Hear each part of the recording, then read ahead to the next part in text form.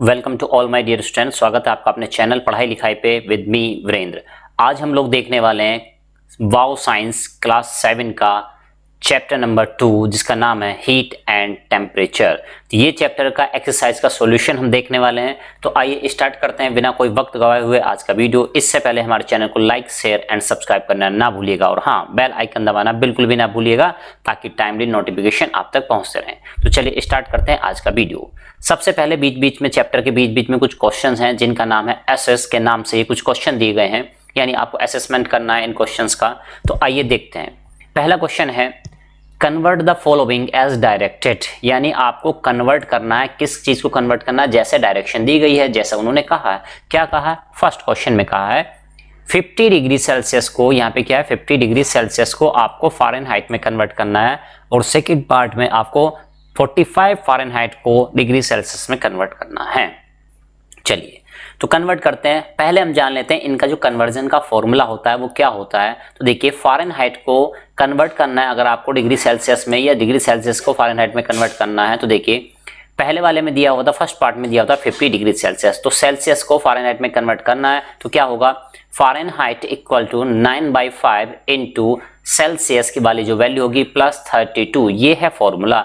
तो आपको क्या करना है, ये 50 डिग्री सेल्सियस दिया हुआ था, तो जहां पे C लिखा हुआ है, जिस जगह पे C लिखा हुआ है उसके प्लेस पे C वाली वैल्यू यानी 50 यहाँ पे पुट कर देंगे। तो देखिए हमने वही किया है, फॉर्मूला ऐसे ही लिखा रहने दिया और डिग्री सेल्सियस की जगह 50 वैल्यू पुट कर दी। और देखिए जब इसको सॉल्व करेंगे तो देखिए 5 से कट करेंगे 50 को, कितना 10 टाइम्स, कितना करेंगे 10 टाइम्स। तो ये आ जाएगा 10 की जब 9 से मल्टीप्लाई होगी तो कितना आ जाएगा 90 आ जाएगा और प्लस 32 पहले से ही था तो कितना आ जाएगा बेटा 122 फ़ारेनहाइट आंसर आ जाएगा। चलिए नेक्स्ट बी 45 फ़ारेनहाइट को डिग्री सेल्सियस में कन्वर्ट करना है। अब इसका उल्टा फॉर्मूला लगाएंगे तो सेल्सियस की जो वैल्यू होती है वो होती है, भाई देखो उसमें 9/5 था, इसमें 5/9 हो जाएगा इनटू, अब ब्रैकेट में ध्यान रखना है बेटा, ये पूरी वैल्यू ब्रैकेट में यानी कि 5/9 की जो मल्टीप्लाई होगी वो f-32, ये जो सब्सट्रैक्ट करने पे जो वैल्यू आएगी उस पूरी वैल्यू से 5/9 की मल्टीप्लाई होने वाली है।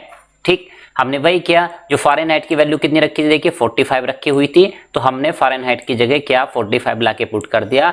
45 में से जैसे ही आप 32 सब्सट्रैक्ट करेंगे तो आएगा 13, और तो इस 13 को हो जाएगा 5/9 से क्या हो जाएगा मल्टीप्लाई। तो देखिए ठीक है, मल्टीप्लाई करेंगे तो 13 को पहले 5 से मल्टीप्लाई कर लेते हैं तो कितना आ जाएगा 65 आ जाएगा, और डिवाइड में कितना है 9 है, कितना है 9, तो 65 डिवाइड बाई 9 जब आप करेंगे तो वहां पे वैल्यू आ जाएगी 7.222 डिग्री सेल्सियस, या डेसिमल के 2 प्लेसेस तक भी आप जाएंगे तब भी आंसर करेक्ट है। चलिए next, name the liquids use in different types of thermometers, यानी आपको उन लिक्विड्स का नाम बताना है जो डिफरेंट टाइप के, अलग अलग टाइप के थर्मोमीटर्स में यूज होते हैं। चलिए देखते हैं क्या है answer. Mercury is used in mercury thermometer, mercury thermometer में यूज होता है, एक लिक्विड आपका क्या हो गया मरकरी। दूसरा अल्कोहल भी यूज होता है, किसमें अल्कोहल थर्मोमीटर में, स्पिरिट ऑफ वाइन भी जिसको बोला जाता है। तो ये जनरली मरकरी एंड अल्कोहल ये दो लिक्विड हो गए जो अलग अलग टाइप के थर्मोमीटर्स में यूज किए जाते हैं। Next, on which temperature scale can be measure the human body temperature, तो कह रहा है कि किस टेम्परेचर स्केल पे, यहाँ पे क्वेश्चन मार्क लगा देंगे, ठीक है, पूछ रहा है कि किस टेम्परेचर स्केल पे आप क्या कर सकते हैं, आप ह्यूमन बॉडी का टेम्परेचर मेजर कर सकते हैं। तो देखो बेटा एक चीज मैं आपको क्लियर बता दूं, ह्यूमन बॉडी का टेम्परेचर आप किसी भी स्केल पे मेजर कर सकते हैं, बस ये ध्यान रखना है कि डिफरेंट डिफरेंट स्केल पे जो वैल्यू आती है वो डिफरेंट डिफरेंट आती है। ठीक है, डिफरेंट डिफरेंट स्केल पे वैल्यू क्या आएंगी डिफरेंट, मेजर किसी पे भी कर सकते हो। ठीक है, जैसे अभी हम देखेंगे We can measure human body temperature on the following scale, निम्नलिखित यानी कि फॉलोइंग स्केल पे आप टेम्परेचर मेजर कर सकते हैं। नंबर 1 सेल्सियस स्केल पे, तो आप सभी जानते हैं ह्यूमन, एक नॉर्मल ह्यूमन बॉडी का टेम्परेचर जो होता है वो कितना होता है भाई 37 होता है, 37 डिग्री सेल्सियस होता है। उस पे भी फ़ारेनहाइट में बात करें तो अराउंड 98.6 आता है। केल्विन की बात करें तो भाई आप 273 ऐड कर देंगे 37 में, ठीक है, तो इतना आ जाता है। मेजर तीनों स्केल से किया जा सकता है, ठीक है, लेकिन जनरली हम डिग्री सेल्सियस में या डिजिटल वाला जो आता है, ठीक है, डिजिटल वाला जो थर्मोमीटर आता है उससे में किससे करते हैं, उसमें फ़ारेनहाइट में करते हैं। 98.6 कहते हैं ना, 100 फीवर हो गया, 99 हो गया, तो इसका मतलब होता है बेटा वो वैल्यू फ़ारेनहाइट में होती है। चलिए नेक्स्ट, ऐसे कुछ क्वेश्चन और दिए हुए हैं, देखते हैं क्या है question. First question, give 4 examples of, ठीक है, किस किस के एग्जांपल देखने हैं, of each conductor and insulator, means conductor के 4 एग्जांपल देने हैं, इंसुलेटर्स के भी 4 एग्जांपल्स आपको देने हैं। चलिए देखते हैं क्या है एग्जांपल्स ऑफ कंडक्टर। कंडक्टर्स के एग्जांपल क्या है, gold, brass, chromium and iron. इन सभी में क्या होती है, ये हीट के अच्छे कंडक्टर होते हैं, इसमें हीट फ्लो कर जाती है। तो देखो जब हम कंडक्टर की बात कर रहे हैं तो इलेक्ट्रिसिटी तो नहीं पढ़ना है, हीट पढ़ना है। तो गोल्ड, ब्रास, क्रोमियम, आयरन ये मेटल्स हैं, ठीक है, और ये मेटल्स क्या करती हैं, इसमें आसानी से हीट फ्लो हो जाती है। Second example of insulator. Insulator मतलब जिनमें होके हीट फ्लो नहीं करती या आसानी से फ्लो नहीं करती है, ठीक है। तो देखो क्या है, एयर में जनरली हीट फ्लो नहीं करती है, वुड लकड़ी में नहीं करती है, प्लास्टिक में नहीं करती है, स्टेफ्रॉम, ठीक है, स्टायरोफॉर्म में नहीं करती है। स्टायरोफॉर्म ये आपने देखा होगा, ठीक है, ये क्या होता है बेटा, बहुत सारे जो प्रोडक्ट आप मार्केट से खरीद के लाते हैं शायद उनमें उनको क्या कहते हैं साइड में लगा दिया जाता है ताकि झटके न लगे, ठीक है। और इनके अक्सर वो भी आते हैं कि क्या कहते हैं, जो आप ग्लास वगैरह है ना शादी पार्टी वगैरह में यूज करते हैं, ठीक है, उस टाइप के हल्के फुल्के मटेरियल्स इनके बनाए जाते हैं। चलिए next question, how does heat flow, कह रहा है कि हीट कैसे फ्लो करती है। तो देखो भाई एक कॉन्सेप्ट समझ लीजिए आज आप कि जो भी चीज फ्लो करती है वो हाई टू लो करती है। एनीथिंग कैन फ्लो, कोई भी चीज जो फ्लो कर सकती है वो generally high to low flow करती है, high energy to low energy flow करती है। तो अगर बात करें हीट एनर्जी की, किसकी बात करें, हीट एनर्जी की, तो ये फ्लो कहां से कहां तक करेगी, ये it is from region of higher temperature, higher temperature से रीजन ऑफ लोअर टेम्परेचर, यानी ज्यादा टेम्परेचर से कम टेम्परेचर की तरफ फ्लो करेगी। यानी जो चीज ज्यादा गर्म होगी वहां से हीट फ्लो करके जाएगी, किसको जाएगी, जिसका टेम्परेचर कम होगा, यानी कोल्ड बॉडी से हॉट बॉडी से कोल्ड बॉडी की तरफ जाती है। यानी कि आप कह सकते हैं हॉट बॉडी से किधर जाएगी, कोल्ड बॉडी की तरफ हीट फ्लो करती है, यानी higher temperature to lower temperature. Next, What usually happens to matter when it is heated? किसी मैटर को जब हीट किया जाता है तो क्या होता है, जब उसको कूल किया जाता है तो क्या होता है, ये आपको बताना है। चलिए देखते हैं क्या होता है। मैटर एक्सपैंड, ठीक है, एक्सपैंड को यहाँ पे ए बना लेंगे, एक्सपैंड, ठीक है, ई नहीं है ए है। Matter expand usually when they are heated and molecules move faster, यानी जब किसी मैटर को हीट किया जाता है तो एक्सपैंड होते हैं, फैलते हैं, स्प्रेड होते हैं, ठीक है। दे आर हीटेड, जब उनको हीट किया जाता है, जब उनको क्या किया जाता है, हीट किया जाता है। मॉलिक्यूल्स मूव फास्टर, तेजी से भागते हैं, ठीक है, एक्सपैंड होते हैं, तेजी से फ्लो करते हैं, फास्ट मूव करते हैं। Kinetic energy of particles increases, क्यों, क्योंकि उनकी काइनेटिक एनर्जी इंक्रीज हो चुकी है। काइनेटिक एनर्जी इंक्रीज होने का मतलब उनका मोशन फास्ट होता है। Next, matter contracts usually when it is cold, कोई भी मैटर हो, कोई भी मेटेरियल हो, जनरली सामान्यतः, एक्सेप्शन केसेस की बात नहीं कर रहे हैं, ठीक है, जनरली क्या होता है वो कॉन्ट्रैक्ट हो जाता है, सिकुड़ जाता है, ठीक है। Motion of molecules slow down, जो मॉलिक्यूल्स का मोशन है वो स्लो हो जाता है, कहते हैं ना ठंडी में जम गए, फ्रीज हो गए, ठीक है। तो मतलब उनका जैसे जैसे टेम्परेचर डाउन करते जाएंगे तो मोशन क्या होता जाएगा, उनका रेस्ट्रिक्ट होता जाएगा, ठीक है। As kinetic energy of the particle decreases, क्योंकि उनके पार्टिकल की काइनेटिक एनर्जी क्या हो चुकी होती है, डिक्रीज। जब एनर्जी नहीं है तो मोशन कहां से होगा, ठीक है भाई, आप खाना नहीं खाओगे तो कैसे दौड़ भाग, कब तक क्रिकेट खेल पाओगे, ठीक है। नेक्स्ट, थर्ड, फिर से एसएस में कुछ क्वेश्चंस दिए हुए हैं, क्या है। First question, which method of heat transform can travel through vacuum, यानी कि कह रहा है किस टाइप का हीट ट्रांसफॉर्मेशन का मेथड है जो कि वैक्यूम में भी हीट को फ्लो करा सकता है। तो आंसर है रेडिएशन, ठीक है। रेडिएशन एक ऐसा मेथड है जिसके थ्रू हमें सन से लाइट ऑब्टेन होती है। अगर बीच में कोई मीडियम भी ना हो, एयर वगैरह कुछ भी ना हो, तब भी हीट हमारे पास तक पहुंच जाएगी। तो ये जो मेथड है जिसमें किसी भी मीडियम की रिक्वायरमेंट नहीं होती है, मतलब वैक्यूम मतलब कोई भी चीज ना हो, तो ऐसे मेथड को हम क्या कहते हैं, उसको हम कहते हैं radiation. Next, name 2 surface which are good radiators of heat, आपको 2 ऐसी सरफेसेस के नाम बताने हैं जो कि अच्छी रेडिएटर होती है, किसकी, हीट की, दूसरी बैड रेडिएटर होती है ऑफ हीट। चलिए देखते हैं answer. Good radiator of heat are, देखिए बेटा रेडिएटर का मतलब होता है जो रेडिएट करती है, रेडिएट करती है मतलब जिससे निकल के हीट एनर्जी बाहर जा रही होती है और रेडिएशन की फॉर्म में, है ना। रेडिएशन मतलब जिसको वैक्यूम वगैरह की जरूरत भी नहीं, मतलब कहते हैं कि जिसको मटेरियल की मीडियम की जरूरत नहीं होती है, यानी वैक्यूम में फ्लो कर सकती है, तो रेडिएशन वो मेथड है। तो देखो भाई, ब्लैक बॉडी जो होती हैं या डल कलर की जो होती हैं, जो रफ सरफेसेस होती हैं, वो अच्छी रेडिएटर्स होती हैं, किसकी, हीट की। वो क्या होती हैं, गुड रेडिएटर्स ऑफ हीट। भाई अब देखें वेट रेडिएटर ऑफ हीट क्या होता है, साइनी सरफेसेस जो होती हैं जो कि व्हाइट होती हैं, लाइट कलर होते हैं, स्मूथ सरफेसेस होती हैं वो क्या होती हैं, बैड रेडिएटर, यानी कि ये कम हीट को रेडिएट करती हैं, जबकि ब्लैक, डल और रफ सरफेस ज्यादा हीट को अपने अंदर से निकालती हैं, रेडिएट करती हैं। नेक्स्ट ऑब्जेक्टिव टाइप क्वेश्चन, ठीक है, ऑब्जेक्टिव टाइप क्वेश्चन है जो कि स्टूडेंट्स को काफी अच्छे लगते हैं, ठीक है, क्योंकि उनको मार्क्स यहाँ पे अच्छे से आ जाते हैं या उनको शायद चीटिंग करने का मौका भी मिल जाता है, तो बड़े अच्छे लगते हैं स्टूडेंट्स को। तो आइए देखते हैं objective type questions. Choose the correct answer, आपको करेक्ट आंसर चूज करना है। क्या है first one, when A black Smith समझ रहे हैं ना, एक लोहार जो होता है, हीट्स एन आयरन रॉड, एक आयरन रॉड को जब वो हीट करता है, आयरन की एक छड़ है, रॉड ले लीजिए, सरिया ले लीजिए कोई, उसको उसने क्या किया, गर्म किया।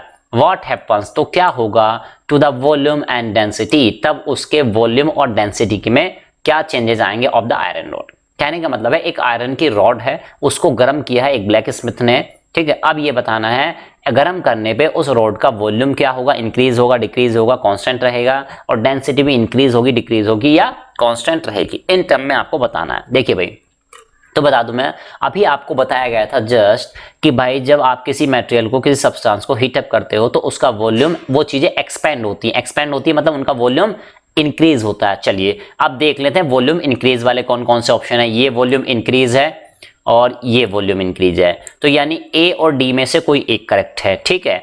दूसरी चलते हैं डेंसिटी, जब कोई चीज एक्सपेंड होगी बेटा उसका वॉल्यूम बढ़ेगा, और आपने जानते हैं कि डेंसिटी का जो फॉर्मूला होता है वो क्या होता है, मास डिवाइड बाय वॉल्यूम। क्या होता है, मास डिवाइड बाय वॉल्यूम, ये डेंसिटी का फॉर्मूला। तो अब देखो बेटा, जब वॉल्यूम बढ़ेगा, ठीक है, डेंसिटी को डी मान लेते हैं यहाँ पे, जब आप समझ रहे हैं नीचे वाली वैल्यू बढ़ेगी तो ये पूरी टोटल वैल्यू क्या होगी, डिक्रीज होगी, तो डेंसिटी ऐसे में क्या होगी, डिक्रीज। तो डेंसिटी डिक्रीज वाला कहाँ पे, देखिए density decrease, decrease, no change, decrease यहाँ पे है, तो that's why A option is correct, that is volume increases and density decreases. चलिए नेक्स्ट देखते हैं, which of the following is not one of the undesirable effect, इनमें से कौन सा अनडिजायरेबल इफेक्ट नहीं है, ठीक है, आपको ध्यान देना है इस वर्ड पे, not one of the undesirable, दो शब्दों पे ध्यान देना है, दो वर्ड्स पे ध्यान फोकस करना है अपना, not one of the undesirable effect, यानी इनमें से कौन सा अनडिजायरेबल नहीं है। अनडिजायरेबल नहीं है मतलब डिजायरेबल है, जो हम चाहते हैं, ठीक है। तो आपको ये करना है कि भाई कौन सा इफेक्ट इनमें से हम चाहते हैं, हमारे लिए डिजायरेबल है। चलिए देखते हैं, a buckling of railway track, buckling of railway track, जैसे आप जानते हैं कि एक रेलवे की ट्रैक पटरी है, एक पटरी है, ठीक है, इनको बीच में जब कनेक्ट करते हैं तो थोड़ा सा स्पेस छोड़ देते हैं, बीच में क्या छोड़ देते हैं, थोड़ा सा स्पेस। यहाँ पे देखो हमने थोड़ा सा स्पेस छोड़ दिया, क्यों, जब कभी भी समर्स आएंगी, गर्मियां आएंगी, धूप पड़ेगी, टेम्परेचर बढ़ेगा, तो ये चीजें एक्सपेंड होती है, तो ये थोड़ा सा स्पेस कवर कर लेती है, यहाँ तक पहुंच जाती है। तो अगर स्पेस आप नहीं दिए रहेंगे तो ये पटरी जो सीधे जा रही थी तो वो क्या हो जाएगी, ऐसे बैंड हो जाएगी, ऐसे करके हो सकती है, या इधर है ना ऐसे करके हो सकती है, या ऐसे करके हो सकती है, जिससे क्या हो सकता है कि ट्रेन जो है अपने ट्रैक से उतर सकती है और एक्सीडेंट हो सकता है। तो यानी बकलिंग ऑफ रेलवे ट्रैक ये हमारे लिए अनडिजायरेबल है, हम नहीं चाहते कि ऐसा हो, ठीक। B, damage of metal bridge, है ना, मेटल का जो ब्रिज है वो डैमेज हो जाए, टूट जाए, ठीक है, क्या ऐसा चाहते हैं हम, बिल्कुल भी नहीं चाहते हैं, तो ये ऑप्शन भी हमारे लिए क्या हो गया, इनकरेक्ट हो गया। Bursting of hot liquid pipes, bursting मतलब कोई पाइप है, पाइप के अंदर गरम गरम कोई लिक्विड जा रहा है, फ्लो कर रहा है लिक्विड, यानी एक पाइप ले लीजिए और इस पाइप के अंदर गरम गरम स्टीम, ठीक है, या कोई आप लिक्विड कह लीजिए, वाटर हो गया, कोई ऑयल है, इसमें फ्लो कर रहा है गरम गरम, तो bursting of hot liquid pipe, तो आप क्या चाहते हैं कि क्या ये पाइप बस्ट हो जाए, फट जाए, नहीं, ऐसा नहीं चाहते, एक्सीडेंट केस हम नहीं चाहते हैं, ठीक है। साउंडिंग ऑफ फायर अलार्म, यानी जब टेम्परेचर राइज हो तो क्या हो, ठीक है, आप जानेंगे साउंडिंग ऑफ फायर अलार्म बजने लगे, ठीक है, ये हम चाहते हैं कि हमें सूचना तुरंत मिल जाए, तो राइट ऑप्शन हो जाएगा sounding of fire alarm is the correct answer. Next, a solar heater is placed on the top, ठीक है, आपको ध्यान देना है, solar heater is placed on the top of roof, solar heater छत पे रखा हुआ है, ठीक है, to heat up water tank, ठीक है, सोलर हीटर है बेटा, सोलर हीटर क्या करता है, सन की रेज लेता है, सन की रेज को हीट में कन्वर्ट करता है, हीट में कन्वर्ट करके किसी चीज को गर्म करने के, बॉयल करने के, खाना बनाने के काम आता है, ठीक है, तो वो हीट एनर्जी को यूटिलाइज करता है, ठीक है। तो यहाँ पे क्या है, जो हीट है उसको पानी का टैंक गर्म करने के लिए इस्तेमाल किया जा रहा है, यानी सोलर हीटर से पानी को गर्म करेंगे, okay. The surface of heater is painted black. अब कह रहा है कि हीटर की जो सरफेस है उसको ब्लैक पेंट किया जाता है। व्हाई इज दैट सो, ऐसा क्यों? ठीक है, तो सोलर हीटर है उसकी सरफेस को ब्लैक क्यों पेंट किया गया है? तो अभी अभी हमने कुछ क्वेश्चंस पहले ही देखा था कि जो ब्लैक सरफेस होती हैं वो क्या करती हैं, ज्यादा हीट को एब्जॉर्ब कर लेती हैं। डार्क कलर जो होते हैं, ब्लैक कलर जो होते हैं, हीट को ज्यादा एब्जॉर्ब करती है। वो ज्यादा एब्जॉर्ब करेंगे तो ज्यादा गर्म होंगी, ज्यादा गर्म होंगी ज्यादा टेम्परेचर होगा और पानी जल्दी आसानी से गर्म हो जाएगा। ठीक है, तो चलिए देखते हैं कि हमारे आंसर कौन सा हो सकता है। To improve the absorption of heat energy from the sun, ताकि वो सन से ज्यादा हीट एनर्जी एब्जॉर्ब करे। बिल्कुल हो सकता है आंसर। फिर भी हम कहेंगे कि हमको कभी भी एमसीक्यू आंसर देने के लिए चारों ऑप्शंस को हमेशा पढ़ लेना चाहिए। Okay, second, to improve the radiation of heat energy from water. कह रहा है इंप्रूव करना है, क्या इंप्रूव करना है? रेडिएशन। बिल्कुल रेडिएशन तो इंप्रूव करना है भाई, of heat energy from water. Water से निकल के जाए हीट एनर्जी, नहीं भाई ऐसा नहीं चाहते। वाटर को तो गर्म करना चाहते हैं, वाटर में स्टोर रहे हीट एनर्जी, है ना? तो ये तो हो नहीं सकता। ठीक, third, to reflect heat energy away from the sun. Sun से हीट एनर्जी रिफ्लेक्ट हो जाए। अरे भाई सन की जो हीट एनर्जी उसको क्यों रिफ्लेक्ट करने लगेंगे? To improve the conduction of heat of the surface. भाई सोलर हीटर है, ठीक है, हीट क्या करे, कंडक्ट करे, तो ऐसा चाहते हैं क्या हम? जी नहीं। तो चलिए राइट ऑप्शन हो जाएगा A, to improve the absorption of heat energy from the sun. Next, a metal rod is heated to temperature of 200 degree Celsius.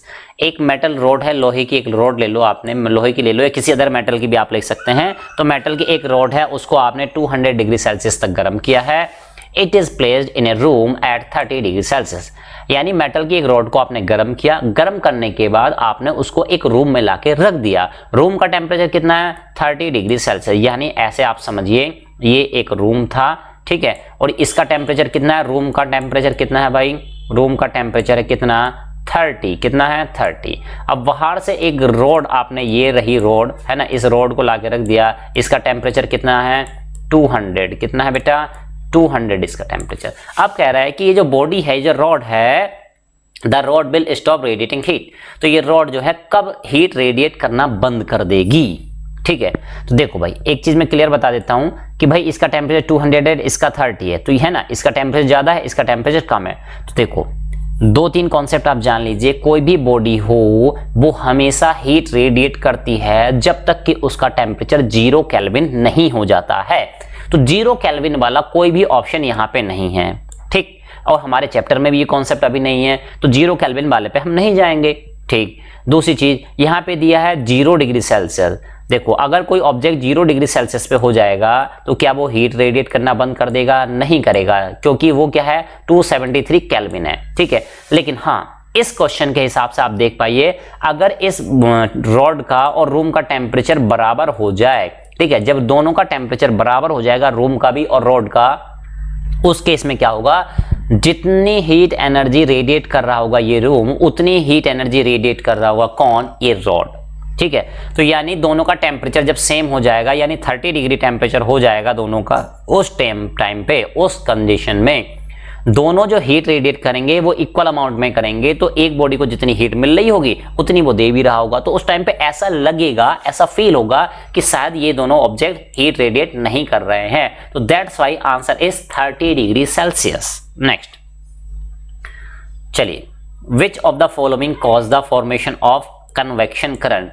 किसके कारण कन्वेक्शन करंट फॉर्म होता है? कन्वेक्शन करंट आप जानते हैं क्या होता है बेटा? जैसे एक बकेट है, बकेट में आपने क्या भरा हुआ है? बकेट में आपने पानी भरा हुआ है, ठीक है। तो आप जानते हैं कि भाई पानी के बहुत सारे मॉलिक्यूल होंगे, तो जब आप हीट देके गर्म करते हैं तो आप देखते हैं कि कुछ पार्टिकल्स ऊपर की तरफ फ्लो करते हैं, जो गर्म हो जाते हैं, जिनको हीट एनर्जी मिल जाती है, गर्म होकर ऊपर की तरफ भागने लगते हैं, और ऊपर वाले ठंडे पार्टिकल जो पहले से वहां मौजूद थे वो नीचे भागने लगते हैं, मूव करने लगते हैं। तो इस तरह से क्या, हीट के कारण एक ये करंट, ये है ना, ऐसे करके एक साइकिल सी बन जाती है, एक साइकिल सी फॉर्म हो जाती है। तो कह रहा है ये क्यों हो रहा है? चेंज इन प्रेशर, प्रेशर में चेंज हो जाता है? जी नहीं, प्रेशर में चेंज होने की वजह से ऐसे नहीं होता। हम प्रेशर वाला चैप्टर भी नहीं पढ़ रहे, इतना भी बुद्धि लगाए होते कम से कम। It change in mass, mass change नहीं होता है ऐसी कंडीशन में। चेंज इन डेंसिटी, बिल्कुल, क्योंकि जो चीजें गर्म हो जाती हैं वो हल्की हो जाती हैं, हल्की हो जाती है मतलब उनकी डेंसिटी कम हो जाती है, यानी डेंसिटी में चेंज हो रहा है, तो डेंसिटी में चेंज के कारण करते हैं। Okay, change in heat energy में चेंज के कारण, जी नहीं, तो राइट आंसर हो जाएगा चेंज इन डेंसिटी। चलिए next, B short answer type questions. अब हम जो क्वेश्चंस देखने वाले हैं वो क्वेश्चंस कैसे हैं, शॉर्ट आंसर टाइप क्वेश्चंस हैं। चलिए चलते हैं पहले क्वेश्चन पे। इससे पहले शॉर्ट क्वेश्चन आंसर टाइप हम शुरू करें, आप हमारे चैनल को लाइक शेयर एंड सब्सक्राइब करना ना भूलिएगा और शेयर कीजिएगा अपने दोस्तों में ज़्यादा से ज़्यादा, ताकि आपको और हमको दोनों को मोटिवेशन मिलता रहे और हम टाइमली आगे के वीडियो भी आपके लिए लाते रहें।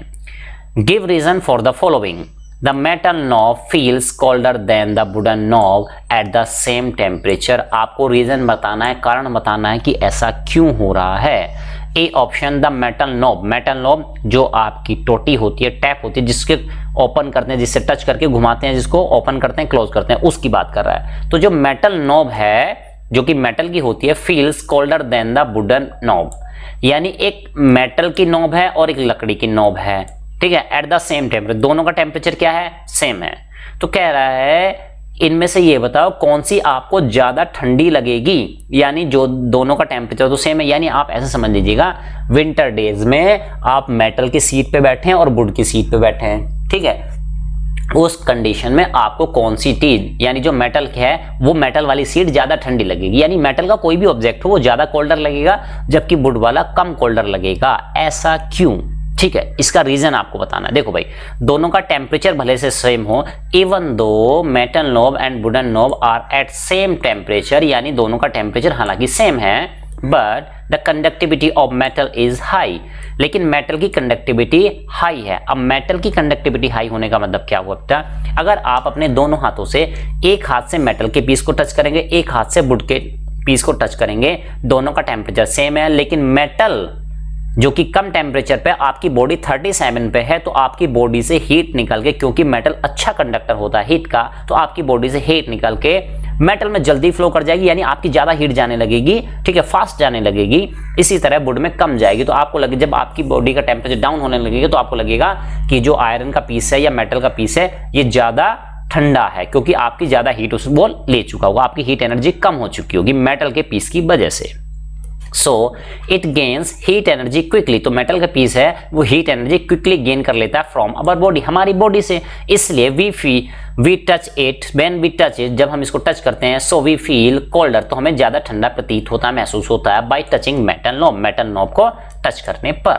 Next, the appearance of fuel tank is usually shiny and smooth, तो कह रहा है कि भाई जो फ्यूल टैंक होते हैं बाइक के, कार के, जो फ्यूल टैंक होते हैं वो यूजुअली कैसे होते हैं, शाइनी होते हैं, स्मूथ होते हैं, ठीक है, शाइनी मतलब चमकदार होते हैं, यानी वो लाइट को क्या कर देते हैं, लाइट इन पे पड़ेगी तो क्या होगा, रिफ्लेक्ट होके वापस चली जाएगी, ये है शाइनी एंड स्मूथ होने का रीजन। चलिए पढ़ते हैं इसको। Appearance of fuel tank is usually shiny and smooth because, क्यों होते हैं, shiny and smooth surfaces are poor absorbers of heat, क्योंकि शाइनी सरफेसेस जो होती हैं, स्मूथ सरफेस जो होती हैं, वो हीट को कम से कम एब्जॉर्ब करती हैं और ज्यादा रिफ्लेक्ट कर देती हैं। जब एब्जॉर्ब नहीं करेंगी तो वो गर्म कम होंगी तो फ्यूल भी कम गर्म होगा, उसका वेपराइजेशन नहीं होगा और क्या होगा, उसमें आग लगने के चांसेस कम हो जाएंगे of heat. So the fuel tank does not get heat up, ताकि वो फ्यूल टैंक जो है हीट अप ना हो, गर्म ना होने पाए। नेक्स्ट, ए हॉट एयर बैलून, एक गर्म हवा का गुब्बारा है, एयर का गुब्बारा है, ठीक है, rises up in the sky, कह रहा है कि वो हवा में ऊपर उड़ता चला जाता है। Why, answer, the density of hot air is less than the density of cold air, hot air जो कि हल्की होती है मतलब उसकी डेंसिटी क्या होती है, कम होती है, हॉट एयर की डेंसिटी कम है जबकि कोल्ड एयर की डेंसिटी ज्यादा होती है, तो जो चीज हल्की है वो तो ऊपर जाएगी। So a balloon filled with hot air, जो हॉट एयर से भरा हुआ है, ठीक है, rises up in the sky, वो क्या हो जाता है, हवा में ऊपर उड़ जाता है। तो आप देख रहे हैं ये एक बैलून है और इसमें यहाँ पे फायर जल रही है, आग जल रही है, जो कि गरम एयर कहाँ जा रही है, बैलून के अंदर जा रही है, तो बैलून के अंदर हॉट एयर भरी है जो कि हल्की है, तो गुब्बारा हल्का हो जाता है, बैलून हल्का हो जाता है और हम ऊपर उठने लगते हैं और उसके साथ कुछ पर्सन्स वगैरह या कुछ मटेरियल वगैरह भी हो सकता है, वो भी ऊपर उठने लगता है। Next, D, the water pipe in A solar water heater is bent into the shape of given in the picture, कह रहा है कि जो वाटर हीटर होते हैं, सोलर वाटर हीटर होते हैं, उसमें कुछ पाइप होते हैं और पाइप की देखो शेप ऐसे दी गई है, ये देख पा रहे हैं आप, ये ऐसे ऐसे करके फिर ऐसे मुड़ के इस तरह से आ रहा है। ठीक है, तो पिक्चर इतनी क्लियर नहीं है इसलिए हमने ऐसे बना दिया इसको। देखिए ये पाइप है, ये पाइप आके मुड़ के ऐसे करके जा रहे हैं, फिर ऊपर भी जाते जा रहे हैं ना, ऊपर से नीचे या नीचे से ऊपर चले जा रहे हैं। ठीक है, तो ऐसा क्यों बैंड करते हैं उनको, देखिए भाई answer. The water pipe in A solar water heater is bent into the given shape, यानी वाटर पाइप जो होते हैं सोलर वाटर हीटर में, उनको इस शेप में बेंड किया जाता है। बिकॉज, क्योंकि व्हेन वाटर बिकम्स हॉट, जब वाटर पानी गर्म हो जाएगा, इट मूव्स अपवर्ड डायरेक्शन, वो ऊपर की तरफ मूव करेगा। And also no air bubble should be trap, और वहां पे कोई एयर बबल भी फंसने चाहिए, नहीं फंसने चाहिए। ठीक है, ट्रैप नहीं होने चाहिए, तो क्या होगा, एयर हल्की होगी तो मूव होगी ऊपर। ठीक है, अगर आप बिल्कुल 90 डिग्री बेंड कर देंगे तो शायद उनका मोशन होना कम हो जाएगा, भी trap. It follows the concept of thermosiphon, और ये थर्मोसाइफन के प्रिंसिपल पे वर्क करते हैं। Next, a student tested a new liquid to decide whether it is suitable for use in liquid in glass thermometer। एक स्टूडेंट ने test किया two new liquid, एक नया liquid, to decide whether it is suitable for use of a liquid in glass thermometer. कहना चाहता है कि भाई हम सभी जानते हैं कि थर्मोमीटर में मरकरी यूज होती है, एल्कोहल यूज होती है, लेकिन इस स्टूडेंट ने ये सोचा, बहुत ही अच्छा सोचा, कि भाई क्या किसी और लिक्विड को भी मैं लिक्विड इन ग्लास थर्मोमीटर में भर सकता हूँ, है ना, यानी मैं इन दो के अलावा किसी और लिक्विड को भी भरना चाहता हूं। ठीक, इट इज फाउंड, यह देखा गया, यह पाया गया, that the liquid does not expand, ये देखा गया कि जो लिक्विड है जो वो टेस्ट कर रहा था, ये एक्सपैंड नहीं करता है यूनिफॉर्मली विद टेम्परेचर। जैसे जैसे टेम्परेचर बढ़ेगा, टेम्परेचर बढ़ने के साथ ये यूनिफॉर्मली एक्सपैंड नहीं होता। मतलब हो सकता है कि पहले 10 डिग्री 10 डिग्री सेंटीग्रेड टेम्परेचर बढ़ाया तो ये 1 mm बढ़ाओ, फिर अगले 10 डिग्री पे बढ़ाने पे 1.5 mm बढ़ाओ, फिर अगले 10 बढ़ाने पे 0.75 बढ़ाओ। ठीक है, यानी कि यूनिफॉर्मली रेट से नहीं इंक्रीमेंट हो रहा है इसके टेम्परेचर में। ठीक है, ये एक्सपैंड नहीं हो रहा। Okay, What will be the effect of this on the scale of temperature? अगर ऐसा लिक्विड थर्मोमीटर भर दिया गया तो टेम्परेचर स्केल पे इसका क्या इफेक्ट पड़ने वाला है। चलिए देखते हैं answer. If liquid not expand uniformly, अगर लिक्विड यूनिफॉर्मली एक्सपैंड नहीं होता है, इट मीन्स दैट, इसका ये मतलब निकलता है, the temperature scale is not linear, वो जो टेम्परेचर स्केल होगी वो लीनियर नहीं होगी। इट इम्प्लाइज दैट, इससे ये फर्क पड़ेगा, दैट दो two temperature thermometers, one of which expand uniformly and which does not expand uniformly, यानी दो थर्मोमीटर जिसमें एक लिक्विड यूनिफॉर्मली एक्सपेंड हो जाता है और दूसरे में एक्सपेंड नहीं हो रहा है, बोथ विल रीड, दोनों उस केस में क्या होगा, दोनों रीड करेंगे क्या, एंड पॉइंट टेम्परेचर, यानी स्टार्टिंग पॉइंट एंड पॉइंट तो दोनों के सेम होंगे। ठीक है, बट इंटरमीडिएट टेम्परेचर में be different, intermediate temperature different हो सकते हैं। कहने का मतलब यह है कि अगर दो टेम्परेचर है वो 0 डिग्री से लेकर 100 डिग्री सेंटीग्रेड का टेम्परेचर नापने के लिए यूज होते हैं, तो पहले थर्मामीटर को जब 0 पे रखोगे और दूसरे को 0 रखोगे तो वो 0 दिखाएंगे। ठीक है, रीडिंग जो शो करेंगे थर्मोमीटर में जो एक्सपेंड हो रहे हैं वो 0 दिखाएंगे, और फाइनल पॉइंट जो होगा, सपोज करो 100 उनकी लिमिट है, तो लास्ट पॉइंट दोनों 100 पे जब जाएंगे तो 100 दिखाएंगे। लेकिन जो बीच के टेम्परेचर्स हैं उनमें दोनों में चेंजेस आ सकते हैं। सपोज करो आपने क्या किया, किसी ऑब्जेक्ट का टेम्परेचर 47 किया और दोनों से नापा, ठीक है, तो दोनों क्या होंगे, यूनिफॉर्मली एक्सपेंड तो हो नहीं रहे, हो सकता है दोनों में क्या आ जाए, टेम्परेचर दिखाने में थोड़ी एरर आ जाए, ऊपर नीचे दोनों में वेरिएशन हो सकता है। Next, name any two liquid in glass thermometers, यानी आपको क्या करना है, लिक्विड इन ग्लास थर्मोमीटर के नाम लिखने हैं। कितने लिखने हैं, 2 नाम लिखने हैं। How they differ from each other, वो एक दूसरे से किस तरीके से अलग होते हैं। The liquid in glass thermometer are, 2 तरह के लिक्विड थर्मोमीटर हैं, number 1 mercury and number 2 alcohol thermometer. चलिए देखते हैं ये किस तरीके से एक दूसरे से अलग होते हैं। तो देखिए इनमें डिफरेंसेस यहाँ पे लिखे गए हैं। तो मरकरी के बारे में बात करें, इट इज कॉस्टली, ये कॉस्टली होता है, ज्यादा पैसा देना पड़ता है इसको खरीदने के लिए। मोर हार्मफुल, ज्यादा हार्मफुल होता है, क्योंकि हार्मफुल किसकी वजह से होता है, मरकरी की वजह से, मरकरी पॉइजनस होती है। ओके, इट इज चीपर, ये सस्ता होता है, and less harmful, alcohol less harmful होता है। ठीक है, उसको यूज भी कर लेते हैं कुछ लोग।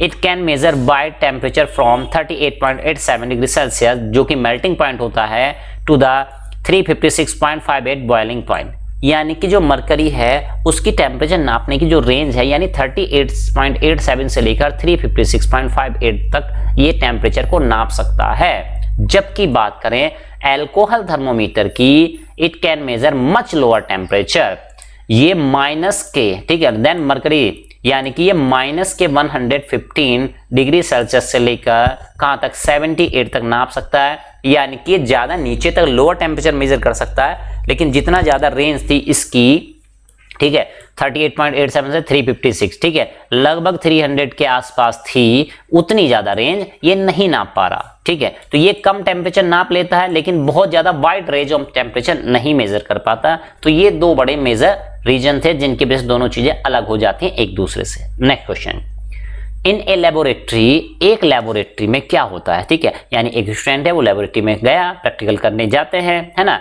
Okay, since Anushka has not got laboratory thermometer, अब वहां पे अनुष्का प्रैक्टिकल करने गई है, लेकिन हुआ क्या, ठीक भाई, उस लेबोरेटरी थर्मोमीटर में क्या नहीं है, ठीक है, लेबोरेटरी थर्मोमीटर नहीं है to determine the boiling point of a liquid, यानी वो एक्सपेरिमेंट कर रही थी, वहां पे एक लिक्विड है जो कि बॉयल हो रहा है, उस लिक्विड के बॉइलिंग पॉइंट को, उसके टेम्परेचर को मेजर करने के लिए वहां पे लेबोरेटरी थर्मोमीटर नहीं है। अब अनुष्का क्या करे, सी यूज एक क्लिनिकल थर्मोमीटर, तो उसने एक क्लिनिकल थर्मोमीटर यानी डॉक्टर वगैरह जो फीवर चेक करने के लिए यूज करते हैं उसका यूज करने की सोची। Will she be able to measure the temperature correctly, तो क्या उस क्लिनिकल थर्मोमीटर से Anushka boiling point of liquid correctly measure कर पाएगी? एक्सप्लेन, इस चीज को समझाइए, एक्सप्लेन कीजिए। Answer, no, clinical thermometer can not be used to determine the boiling point of a liquid in laboratory. कह रही कि जो क्लिनिकल थर्मोमीटर होते हैं वो लेबोरेटरी में बॉइलिंग पॉइंट मेजर करने के लिए यूज नहीं किए जा सकते, ठीक है। अब ऐसा नहीं बिल्कुल भी यूज नहीं किया जा सकते, कुछ चीजों के लिए यूज नहीं किया जा सकते, because laboratory thermometers has wide range of temperature, यानी लेबोरेटरी टेम्परेचर जो थर्मोमीटर होते हैं उनकी जो रेंज होती है, टेम्परेचर कहां से कहां तक नाप सकते हैं, तो वो ज्यादा रेंज के टेम्परेचर नाप सकते हैं, वाइल जबकि clinical thermometers has lower range of temperature, उनकी टेम्परेचर नापने की जो रेंज है वो क्या होती है, कम होती है, लोअर होती है। Next, What is radiant heat? Radiant heat क्या होती है? How do black and white colored objects absorb heat? Black और white कलर के ऑब्जेक्ट किस तरीके से हीट को एब्जॉर्ब करते हैं? तो देखिए, the heat transmitted in the form of infrared waves is also known as radiant heat. ऐसी हीट जो क्या होती है, ट्रांसमिट होती है, एक जगह से दूसरी जगह जाती है इंफ्रारेड वेव्स की फॉर्म में, is known as radiant heat. उसको हम क्या कहते हैं, रेडिएंट हीट कहते हैं। It requires no medium to transfer, इसको ट्रांसफर होने के लिए किसी भी मीडियम की माध्यम की जरूरत नहीं होती है। अब आते हैं व्हाइट कलर पे और ब्लैक कलर पे। तो देखिए भाई, जो व्हाइट कलर की एक शर्ट ले ली, एक ब्लैक कलर की शर्ट ले ली है, ठीक है। ब्लैक कलर ऑब्जेक्ट क्या करते हैं, एब्जॉर्ब मोर हीट, यानी ब्लैक कलर के जो ऑब्जेक्ट होंगे जितनी भी हीट आ रही होगी ज्यादा से ज्यादा को अपने अंदर एब्जॉर्ब कर लेंगे, यानी वो जल्दी गर्म हो जाते हैं। कहते हैं ना ब्लैक कलर के कपड़े नहीं पहनने चाहिए, उसमें गर्मी ज्यादा लगती है गर्मियों के दिनों में, समर्स में, इन द समर्स, ठीक है। तो हमको ब्लैक कलर के कपड़े नहीं चाहिए, पहनने चाहिए, ताकि वो, क्योंकि वो क्या हो जाते हैं, गर्म हो जाते हैं, जल्दी हीटअप हो जाते हैं, यानी ज्यादा हीट एनर्जी, सन की रेडिएशन एनर्जी जो आ रही है उसको अब्जॉर्ब कर लेते हैं और गर्मी जनरेट करते हैं, okay. While white coloured object, जो व्हाइट कलर के ऑब्जेक्ट होते हैं, दे reflect most of the heat, यानी उनकी व्हाइट कलर के ऊपर जो हीट पड़ेगी वो ज्यादातर को क्या कर देते हैं, इधर से आए इधर से बगल से निकाल दी, यानी उसको क्या कर देते हैं, वो रिफ्लेक्ट कर देते हैं, ठीक है। उसकी वजह से क्या होता है, सफेद कपड़ों में गर्मी कम लगती है in the case of summer. अगर आप विंटर में जाए तो इसका उल्टा करिएगा, है ना, विंटर में ब्लैक कलर के या डार्क कलर के कपड़े आपको पहनने चाहिए। चलिए next, compare the 3 modes of heat transfer. 3 type के हीट ट्रांसफर मोड होते हैं, तरीके होते हैं जिनसे हीट ट्रांसफर हो सकती है, उनका कंपैरिजन करना है एक दूसरे से, कैसे वो डिफरेंट हैं। चलिए देखते हैं। 3 modes of heat transfer are, number 1 conduction, number 2 convection and number 3 radiation. चलिए देखते हैं। फर्स्ट पॉइंट क्या है, it requires a medium to transfer heat. Conduction में एक मीडियम की रिक्वायरमेंट होती है, यानी हीट जो जाएगी पहला मॉलिक्यूल, पहले मॉलिक्यूल से दूसरे, दूसरे तीसरे, तीसरे चौथे, चौथे से पांचवें मॉलिक्यूल, ऐसे एक मॉलिक्यूल से टच होके फिर दूसरे में, दूसरे से तीसरे में, तीसरे चौथे में, ऐसे हीट, यानी उनको चलने के लिए मॉलिक्यूल्स, कुछ पार्टिकल, कुछ मटेरियल की रिक्वायरमेंट होती है, मीडियम चाहिए उनको। Convection, it requires a medium to transfer to heat, ये इसको भी एक मीडियम चाहिए, ठीक है। जैसे आपने देखा होगा पानी के केस में, है ना, पार्टिकल गर्म होता है, वो क्या होता है, ऊपर जाता है, ठीक है, फिर दूसरा नीचे आता है, तो उनको चलने के लिए क्या चाहिए, मीडियम की जरूरत होती है, मॉलिक्यूल्स चाहिए उसको। It does not require a medium to transfer heat, radiation में किसी भी मीडियम की रिक्वायरमेंट नहीं होती है, वो तो वैक्यूम में भी ट्रेवल कर लेती है। Next, rate of heat transfer is slow. Conduction में हीट ट्रांसफर का जो रेट है धीरे धीरे धीरे हीट ट्रांसफर होती है, जबकि कन्वेक्शन में मीडियम कहें, ठीक है, ट्रांसफर इज, इसको आई को मिटा देंगे, transfer is medium. Rate of heat transfer is fast, यानी रेडिएशन जो हीट ट्रांसफर मोड है वो बहुत ज्यादा फास्ट, तेजी से हीट ट्रांसफर करता है। Next, it occurs in solid. Generally जो कंडक्शन होता है वो सॉलिड में होता है, कन्वेक्शन जनरली फ्लूइड्स में होता है। फ्लूइड्स का मतलब लिक्विड एंड गैसेस दोनों आगे बेटा।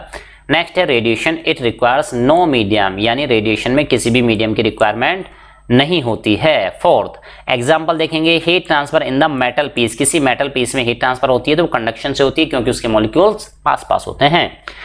Heating water in pan, water का एग्जांपल भी आपको दिया था। Sun rays from the sun to earth, sun rays, sun की जो रेज हैं वो सन से लेकर अर्थ तक जो आती हैं वो रेडिएशन के थ्रू ही आती है। Next question, long answer type questions हम देखने वाले हैं। यहाँ पे क्या है लॉन्ग आंसर टाइप क्वेश्चन। चलिए फर्स्ट क्वेश्चन, इससे पहले कि हम वीडियो को ये लॉन्ग क्वेश्चन स्टार्ट करें, आप हमारे चैनल को लाइक शेयर और सब्सक्राइब करना ना भूलिएगा, अपने दोस्तों में शेयर कीजिएगा ताकि हम भी मोटिवेट होते रहें, आप भी मोटिवेट होते हैं, टाइमली वीडियो मिलते रहें, नोटिफिकेशन आपको उसको टैग करना ना भूलिएगा और लाइक करना ना भूलिएगा। चलिए first question, A utensil which is made of thick copper base. एक यूटेंसिल है, एक बर्तन है जो कि किसका बना हुआ है, थिक कॉपर बेस। जो तली है उसका जो बेस है वो काफी थिक है, मोटा है। Is placed on the gas burner to heat up water in it, यानी इसमें पानी भर दिया गया, इसमें क्या भर दिया गया, पानी, और नीचे से क्या करा रहे हैं हम, ठीक है, इसके बर्नर जलाया हुआ, आग जलाई हुई है। ठीक, next, describe briefly how heat is transfer. आपको ये बताना है हीट इसमें किस तरीके से ट्रांसफर हो रही है, कहां ट्रांसफर हो रही है, from gas burner to water, gas burner से वाटर की तरफ,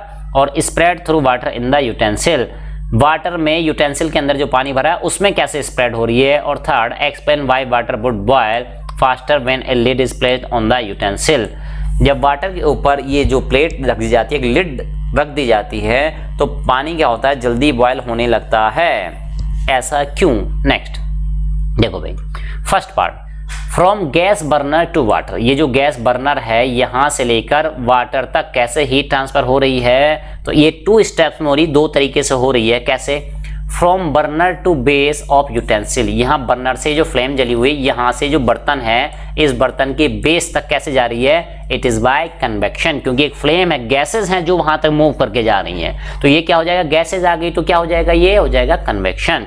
from utensil to water, utensil यानी ये बेस जो गर्म हो चुका है उससे पानी को जो मिल रही है वो किस तरह से जा रही है, वो जा रही है कंडक्शन से। देखो बेटा, जो बेस होगा वो एक मेटल पीस है, मेटल के पीस के कांटेक्ट में जो भी पार्टिकल्स रहे होंगे लिक्विड के, ठीक है, तो वो क्या कर रहे हैं, वो टच में, कांटेक्ट में है, इसलिए कंडक्शन बोला जा रहा है। ठीक, next answer, when heat is spread through water in utensil. अब बात करते हैं कि पानी के अंदर हीट कैसे ट्रांसफर हो रही है, through utensil is by convection, तो यानी मॉलिक्यूल, वाटर के मॉलिक्यूल्स के बीच कैसे ट्रांसफर हो रही है, तो it is the method of convection, as method of heat transfer in liquid is due to difference of density. तो कन्वेक्शन में क्या होता है, डेंसिटी डिफरेंस के कारण चीजें होती हैं। और कन्वेक्शन करंट के बारे में बताया था, जो पार्टिकल गर्म हो जाते हैं वो ऊपर मूव करने लगते हैं, ठंडे पार्टिकल नीचे, तो एक साइकिल बन जाती है, तो उसको कहते हैं convection current. Next, explain why water would boil faster when a lid is placed on the utensil. आपको ये बताना है भाई कि why water would boil faster, पानी तेजी से बॉयल होने लगता है कब, when a lid is placed on the utensil, जब बर्तन के ऊपर क्या रख दी जाती है, यूटेंसिल के ऊपर आप एक लिड, एक प्लेट वगैरह कुछ रख देते हैं। ऐसा क्यों, देखते हैं भाई। देखो, टू बॉयल वाटर, पानी को उबालने के लिए enough amount of heat energy required, उसको क्या अच्छी खासी हीट अमाउंट की रिक्वायरमेंट होती है। If we put a lid on the utensil, अगर हम लिड के ऊपर क्या रख देंगे, यूटेंसिल के ऊपर लिड रख देंगे, सॉरी, ठीक है, तो क्या होगा, इट विल प्रिवेंट हीट, तो हीट को बाहर जाने से रोकेगा, टू एस्केप, यानी कि अगर प्लेट रख देंगे, कुछ बर्तन रख देंगे उसके ऊपर, यूटेंसिल के ऊपर, तो जो वेपर बन के ऊपर उड़ जा रही थी और वेपर के साथ साथ हीट चली जा रही थी, वो अब बाहर नहीं जाएगी, वो वाटर के पास ही रह जाएगी, तो ज्यादा अमाउंट में हीट एनर्जी अब वाटर के पास रहेगी, वाटर ज्यादा अमाउंट में हीट कंटेन करेगा, इसलिए बॉइलिंग क्या हो जाएगी, faster, boiling will become faster, water will boil faster. Okay, next है, how can heat loss through radiation be reduced in vacuum flask. कह रहा है कि हीट जो एक फ्लास्क होता है, रेडिएशन, ठीक है, उसमें वैक्यूम फ्लास्क में ये बताइए हीट के रेडिएशन को आप कैसे रोक पाते हैं, ये कैसे रोक पाएंगे, ये बताइए। एक्सप्लेन विद डायग्राम, डायग्राम की मदद से हेल्प करके बताओ, एक्सप्लेन करो, डिटेल में बताओ। ओके देखो भाई, तो पहले एक डायग्राम देख लेते हैं भाई। देखो क्या है, ये ब्लू कलर का जो भरा हुआ है ये कोई लिक्विड है जो कि हॉट है। उसके बाद ये ग्रे कलर का आपको जो दिखाई दे रहा है ये वैक्यूम है, यहाँ पे कुछ भी नहीं है, यहाँ पे क्या है वैक्यूम है। इसके बाद क्या, सिल्वर ग्लास बॉल, ये क्या है यहाँ पे सिल्वर की ग्लास बॉल है, ठीक है, सिल्वर ग्लास बॉल। यानी सिल्वर ग्लास बॉल का मतलब हुआ कि यहाँ पे वैक्यूम है, वैक्यूम के जैसे मिरर के पीछे सिल्वर का पेंट होता है वैसे, यानी जो भी यहाँ पे हीट आएगी ये उसको रेडिएट करके, रिफ्लेक्शन करके क्या भेज देगा, वापस कहाँ, वाटर के पास फिर से भेज देगा। तो देखो, इन vacuum flask heat loss through radiation is reduced because the walls are silvered on the vacuum side। देखो भाई सीधी समझो, जैसे आपने देखा ये मिरर रखा होता है, मिरर पे कोई है ना, ये मिरर रखा है, पीछे से इसके पेंट है, तो यहाँ पे कोई लाइट आती है तो लाइट रिफ्लेक्ट होके, यानी इधर से लाइट आई और लाइट रिफ्लेक्ट होके इधर चली गई। ठीक उसी तरीके से यहाँ पे ये जो वैक्यूम है और वैक्यूम के बाद सिल्वर्ड ग्लास है, तो यानी हीट एनर्जी जो रेडिएशन, पानी से हीट एनर्जी जो रेडिएट होके आ रही है वो फिर से रेडिएट होके, रिफ्लेक्ट होके कहाँ चली जाएगी, वाटर के पास ही चली जाएगी। और वैक्यूम क्या होता है बेटा, हीट का अच्छा इंसुलेटर होता है, और ग्लास क्या होता है, रिफ्लेक्टर होता है, तो ज्यादातर हीट यहीं पे इसी के अंदर बनी रहेगी। ठीक है, इसलिए वो सिल्वर्ड ग्लास वॉल का यूज हम करते हैं। Next, how water system and refrigerator both work on the same principle, how is their working similar, explain. देखो भाई, आपसे कहा जा रहा है कि वाटर सिस्टम जो होता है यानी पानी गर्म करने वाला जो सिस्टम है, और रेफ्रिजरेटर जिसको हम फ्रीज के नाम से जानते हैं, both work on the same principle, दोनों एक ही तरह के कॉन्सेप्ट पे काम करते हैं। How is their working similar, उनकी वर्किंग जो है वो किस तरीके से सिमिलर है, एक जैसी, एक्सप्लेन, इसको आप एक्सप्लेन करना है। ठीक है, चलिए हम इसको एक्सप्लेन करने की कोशिश करेंगे। Water system keeps warm water inside, ठीक है, यानी देखो पहले इसकी वर्किंग समझ लेते हैं। हॉट वाटर सिस्टम, यहाँ पे एक हीटर लगा हुआ है, ये रेड कलर का दिखा है, हीटर लगा हुआ है, यहाँ पे हीट जनरेट होती है। ये ब्लू कलर का ऊपर जो दिखा गया, ये ब्लू कलर का जो दिखाया ये वाटर है, तो पानी गर्म होगा तो ऊपर जाएगा, ऊपर जाता जाएगा, यहाँ जाता जाएगा, यहाँ जाता जाएगा, तो टैप से यहाँ पे हॉट वाटर आप निकाल लेंगे। लेकिन यहाँ पे ऊपर गर्म पानी रहता है, नीचे क्या रहेगा, ठंडा पानी, नीचे क्या रहेगा, ठंडा पानी। और इधर भी क्या है, यहाँ पे पानी आपने निकाल लिया, एक्सपेंशन पाइप है, जो पानी कुछ बचा कुचा रहेगा वो यहाँ से टपक जाएगा, एक्सपेंड होगा, ठंडा होगा, ठंडा पानी भारी होता है, भारी पानी नीचे जाएगा, इस पाइपलाइन से यहाँ से होते कहाँ चला जाएगा, नीचे, और फिर से इसको हीटर गर्म करेंगे। तो इस तरह से एक सर्कल सा, एक साइकिल से बनती चली जाती है कि हॉट वाटर सिस्टम की। तो ये तो हुई वाटर की। अब रेफ्रिजरेटर की बता दूं बेटा, रेफ्रिजरेटर में क्या होता है, जब भी बाजार से, मार्केट से गर्म चीजें, पेप्सी वगैरह ठंड, बिल्कुल गर्म चीजें आप लेके आते हो, उसको फ्रिज में रखते हो, तो वहां पे चीजें ठंडी हो जाती हैं, यानी हीट बाहर निकाल रहे होते हैं। हीट क्या कर रहे होते हैं, गर्म हीट को एब्जॉर्ब कर रहे होते हैं, बाहर फेंक रहे होते हैं, थ्रू कर रहे होते हैं, जिससे चीजें क्या हो जाती है, ठंडी हो जाती है। अब देखते हैं, कह रहा water system keeps warm water inside and prevent heat loss, यानी ये क्या करता है, वाटर सिस्टम पानी को गर्म करता है, उसकी हीट को बाहर जाने से रोकता है, हीट लॉस को रोकता है। ठीक है, वाइल जबकि रेफ्रिजरेटर जो होता है रिमूव हीट, वो हीट को निकालता है, बाहर फेंकता है, थ्रू करता है फ्रॉम द हॉट ऑब्जेक्ट से हीट बाहर निकालता है। Both work on the same principle, यानी एक प्रिवेंट कर रहा है, एक हीट को रोक रहा है, तो दोनों तो हीट ट्रांसफर के कॉन्सेप्ट पे काम कर रहे हैं, यानी हीट ट्रांसफर को रोकना है और निकालना है। ठीक है, तो हीट ट्रांसफर को, यानी कुल मिला के हीट ट्रांसफर वो कॉन्सेप्ट है जिसपे दोनों ही काम कर रहे हैं। Principle of the heat transfer works on the same principle of heat transfer के प्रिंसिपल पे दोनों काम करते हैं।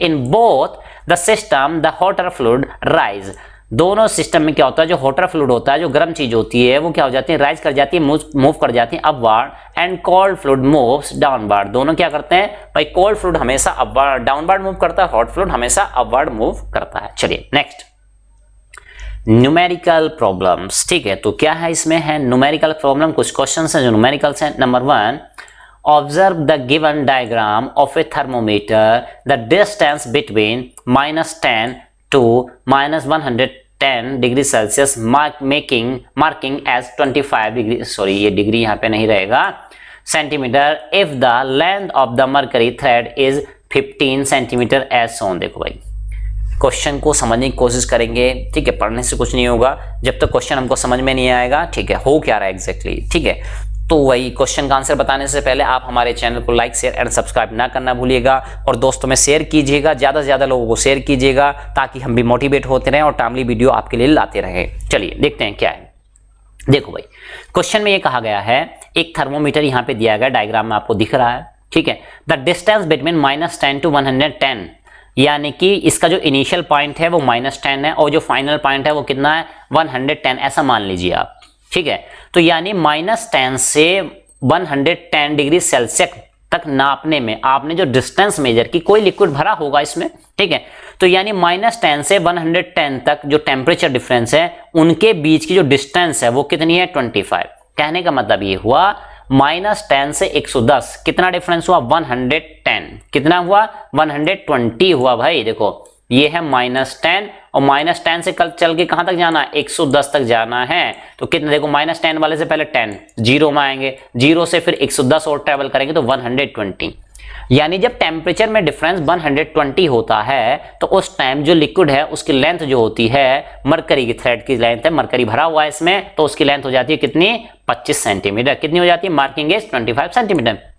If the length of the mercury thread is 15, अब आपको ये बताना है कि अगर मरकरी थ्रेड की लंबाई कितनी हो 15 सेंटीमीटर हो, as shown in the figure, जैसे इसमें दिखाया गया है, calculate the temperature measured by this thermometer. कहने का मतलब ये है बेटा, अगर इसकी लेंथ 25 सेंटीमीटर होती है तो हम 110 डिग्री तक जाते हैं, अगर इसकी लेंथ कितनी होगी 15 सेंटीमीटर होगी तो यहाँ पे टेम्परेचर क्या रहा होगा वो बताइए हमको। चलिए हम बताने की कोशिश करते हैं। देखो भाई T1 हमने मान लिया -10, T1 को इसको -10 करेंगे भाई, ये 10 नहीं है -10 है। T1 कितना है -10, T2 कितना है 110, ठीक है। अब देखिए भाई चेंज इन टेम्परेचर -10 से 110 के बीच चेंज कितना हुआ, तो फाइनल टेम्परेचर माइनस और जो वैल्यू है वो है -10, तो कितना चेंज हुआ 120 डिग्री सेल्सियस। यानी जब 120 डिग्री सेल्सियस का टेम्परेचर में चेंज होता है तो लेंथ में कितना चेंज होता है 25, यानी 25 सेंटीमीटर की अगर लेंथ गेन की है तो 120 टेम्परेचर इंक्रीज हो चुका है। तो वही चीज हमने लिख दी, change in temperature for the length 25 centimetre.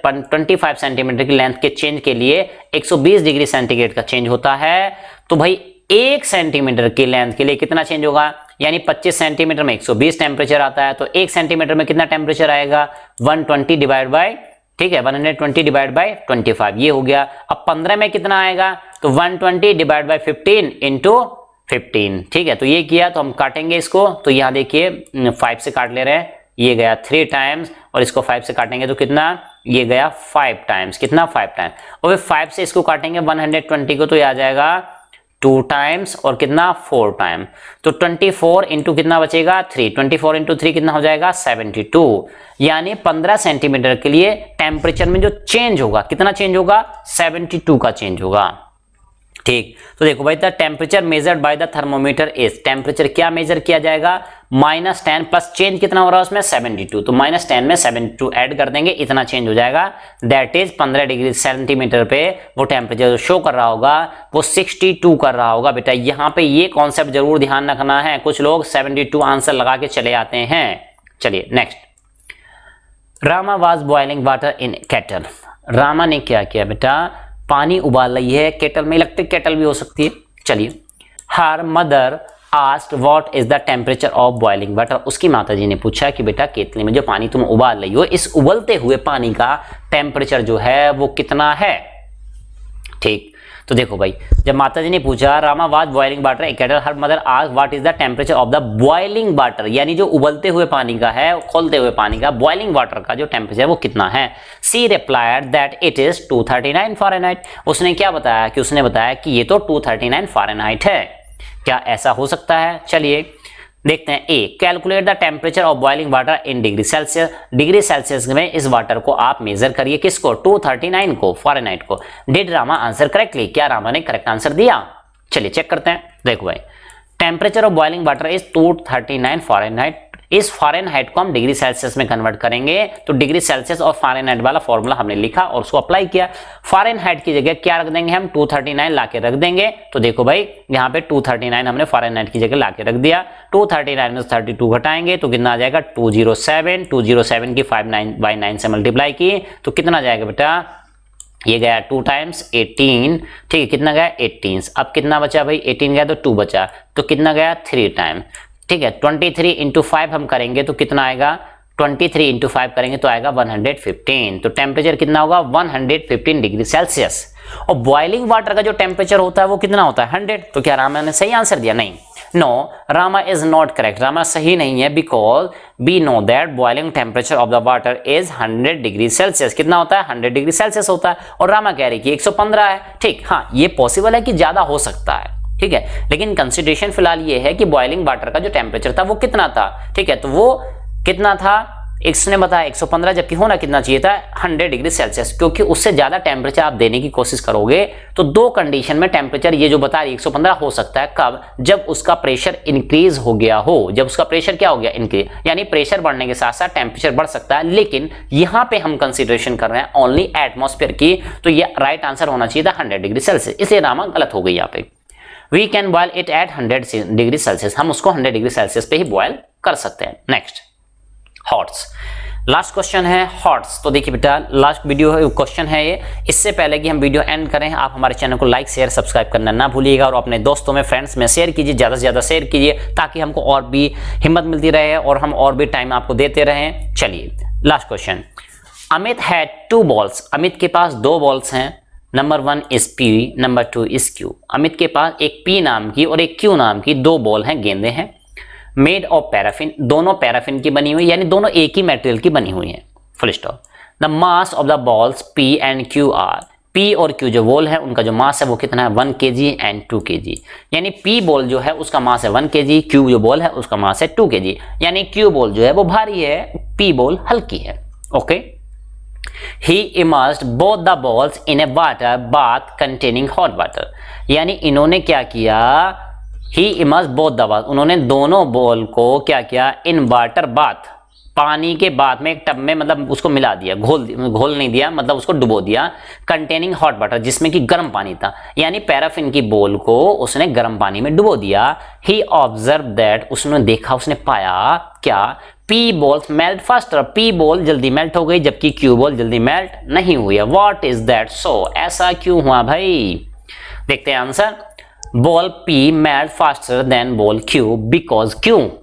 The mass of ball P is less, P वाली जो बॉल है उसका मास कम है, than the mass of ball Q, यानी पी वाली का मास क्या है? कम है। Because more mass absorb more heat energy, यानी अगर ज्यादा मास है तो उसको मेल्ट करने के लिए आपको ज्यादा हीट एनर्जी देनी पड़ेगी, ठीक है, to raise the temperature up to same level, same level तक टेम्परेचर बढ़ाना है तो जिसका ज्यादा मास है उसको आपको ज्यादा एनर्जी देनी पड़ेगी।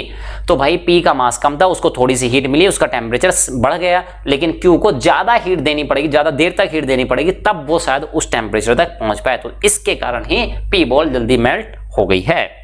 चलिए, तो इस तरह आपने आज का वीडियो देखा, कैसा आपको वीडियो लगा? इसी तरह हम एंटरटेन करते रहिए, हम भी आपको एंटरटेन करते रहेंगे, इसी तरह से मोटिवेट करते रहिए, हम भी आपको मोटिवेट करते रहेंगे, और दोस्तों में यारों में शेयर कीजिएगा, और लाइक शेयर एंड सब्सक्राइब करना ना भूलिएगा, बेल आइकन बिल्कुल दबाना ना भूलिएगा। चलिए मिलते हैं नेक्स्ट वीडियो में, तब के लिए धन्यवाद।